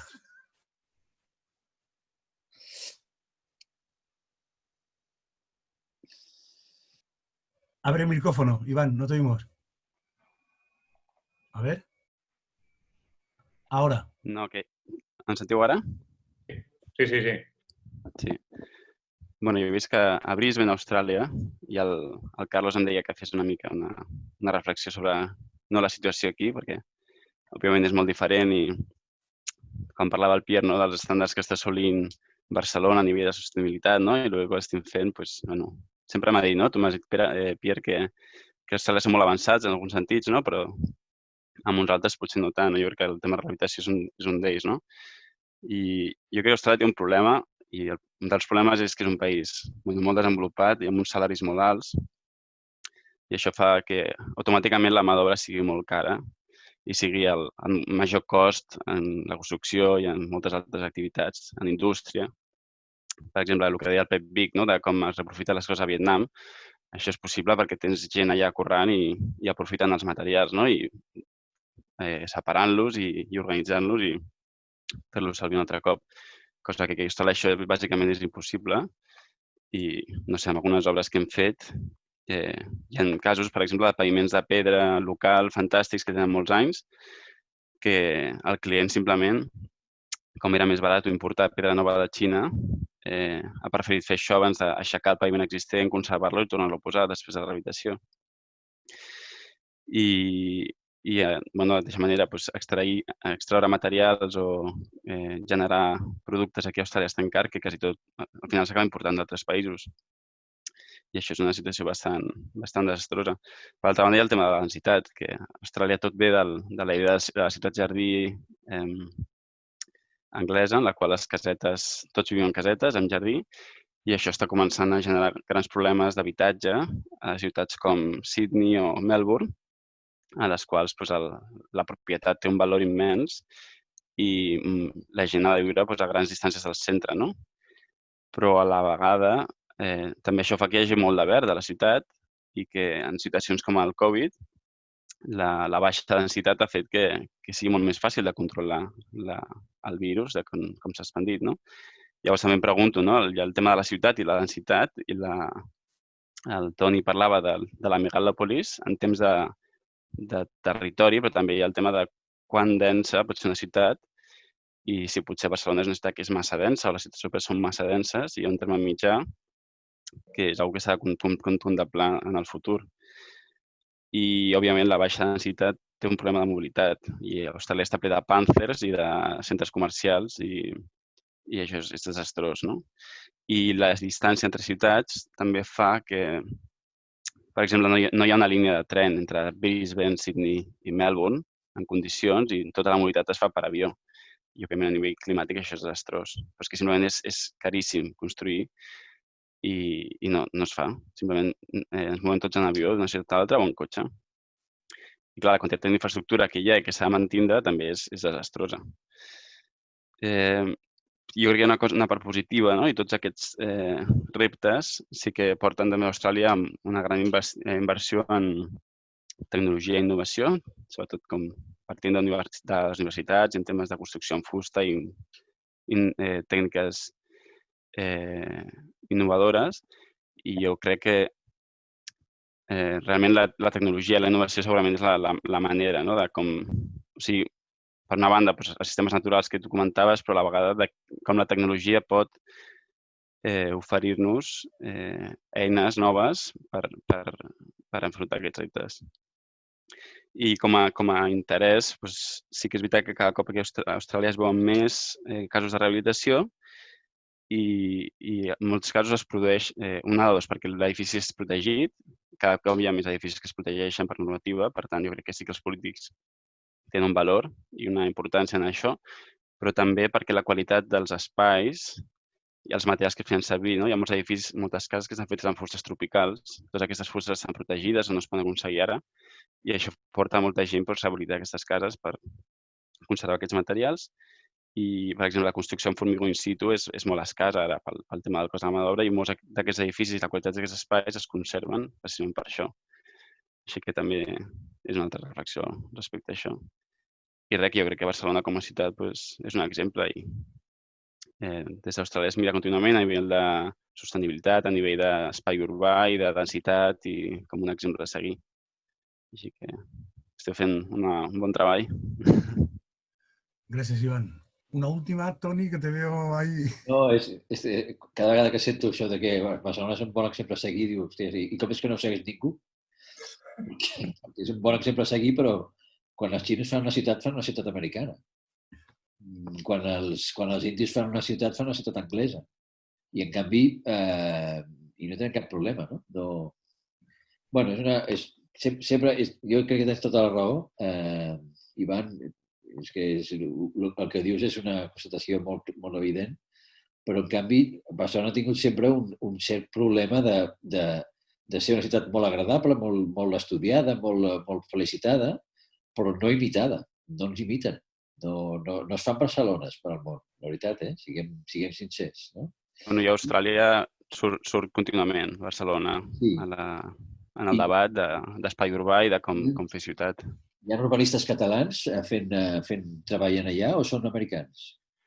No, cada cop hi ha més, no només catalans, sinó espanyols i europeus, òbviament. Vull dir que a Austràlia cada cop hi ha més gent. Vull dir, tinc amigues treballant en temes d'urbanisme i paisatge i... Aquí, bueno, Brisbane és un exemple interessant perquè és una ciutat relativament nova i, òbviament, la natura aquí és molt potent, com pot ser a Vietnam, no? Quan plou moltíssim, és subtropical. I això fa que les rieres sigui un element que per necessitat s'ha respectat, simplement perquè cada any o cada 2 anys hi ha una inundació brutal i, per tant, totes aquestes rieres totes normalment coincideixen amb un parc. I un altre tema interessant és que quan aquí van arribar els colons, els anglesos, hi havia tota una sèrie de camins que havien fet els aborígens que recorrien el territori d'una manera molt lògica a nivell de topografia i... O sigui, on els indígenes s'havien establert era zones on no eren inundables, on eren habitables, i això són els primers espais que els anglesos van ocupar. Llavors, la ciutat té una certa lògica que pots llegir que ve d'aquesta tradició indígena de com s'ocupa el territori i que, en certa manera, ara, òbviament hi ha tota una trama colonial que no segueix res d'això, però la tendència és intentar recuperar aquest tipus d'estratègies. Molt interessant, molt interessant. Toni, el món no fa Barcelones, però és que cada vegada a Barcelona ens costa més fer Barcelona. És a dir, la ciutat que ens agrada a nosaltres és que cada vegada ens costa més reproduir-la a nosaltres mateixos, perquè les condicions que feien possible, per exemple, la unitat d'agregació, no? És a dir, serà molt antic, no? Però la unitat de promoció de Barcelona entre mitgeres, per exemple, no? Com a unitat ja no és viable econòmicament i ara es fan illes senceres. No? Per què el fòrum ha estat el fòrum? No? Per què s'han fet grans i no la Via Olímpica, ja només amb un interval de 10 anys de diferència, no? O de 15. Si és que cada vegada la manera de construir o de fer ciutat que prové més de motius macroeconòmics, especulatius, d'unitats, de grans promocions, etc., d'agents econòmics, de real estate, condiciona més la construcció de les ciutats que no criteris urbanístics o arquitectònics o enginyerils, fins i tot. Jo crec que moltes de les causes no són tant per falta de voluntat, sinó que els sistemes econòmics d'avui en dia no són els mateixos que els de fa 100 anys, que són la ciutat que tenim ara i que ens agrada. I per això ho dic, és que ni nosaltres mateixos fem la ciutat que ens mola, que realment ens ha enamorat. Sí, això és un dilema que jo no sé com podem canviar. Jo no tinc ni idea d'urbanisme, jo no soc expert en urbanisme, però és brutal.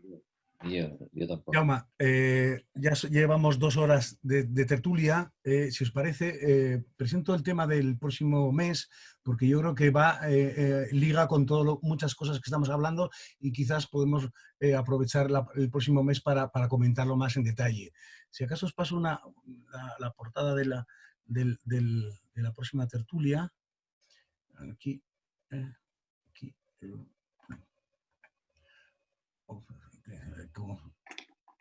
Ahora, a ver.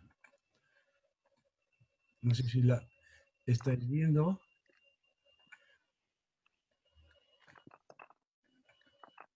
¿Veis la imagen?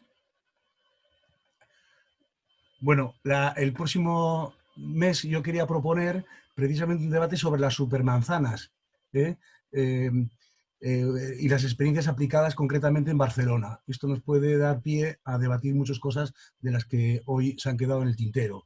He contactado con con Xavier Matías y Ariadna Miquel a través de Marc Aureli, y parece que están dispuestos a venir para dar una visión por parte del Ayuntamiento, pero queremos también dar una visión más crítica a lo mejor de lo que está pasando, y estamos contactando con Salvador Rueda, Vaquero, y con Jaume Batlle, que en algún momento han participado en la tertulia, que nos puedan ilustrar sobre su experiencia, y yo creo que nos dará pie a continuar el debate que hemos hecho hoy. No sé si alguno de los invitados quiere dar alguna última palabra, pero yo creo que ya se está haciendo tarde. Por mí no, yo me voy. ¿Eh? Que yo me voy. Bueno, yo creo que está muy bien, pero ya es hora de ir a cenar, ¿no? Porque si no nos vamos a... Sí, sí. ¿Vale? Sí, Y estoy famélico. Yo sí que quiero decir una cosa, es agradecerte, Carlos, tu dedicación, tu gran conocimiento de la organización de este tipo de eventos, y vaya, animarte para que sigas porque es muy interesante, y muchas gracias. Pues nada, a vosotros por haber venido, por supuesto, y nos vemos de aquí a un mes. Ya os mantendré informados de cómo se acaba de articular el próximo debate. Fantástico. Muchas gracias. Bueno, gracias, Carlos. Gracias. Saludos, a todos. Gracias. Nos...